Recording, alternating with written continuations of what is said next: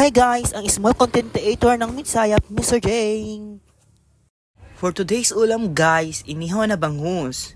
Prepare muna tayo lemongrass, isda, kamatis, sibuyas. Abangan niyo mamaya ang aking inihaw na bangus. Ayan, isis muna tayo ng sibuyas para ilagay natin sa laman ng tiyan. Fast forward muna tayo mga guys. Ayan, tapos tayo naghiwa ng sibuyas. Tapos din tayo naghiwa ng kamatis. Ngayon, ilagay na natin sa may bowl. Ayan yung finished product. Nilagyan ko na din ng magic sarap. At saka yung lemongrass. Sabi ng matatanda, kapag hindi ka daw marunong magtali ng lemongrass, hindi ka daw pwede mag-asawa pa.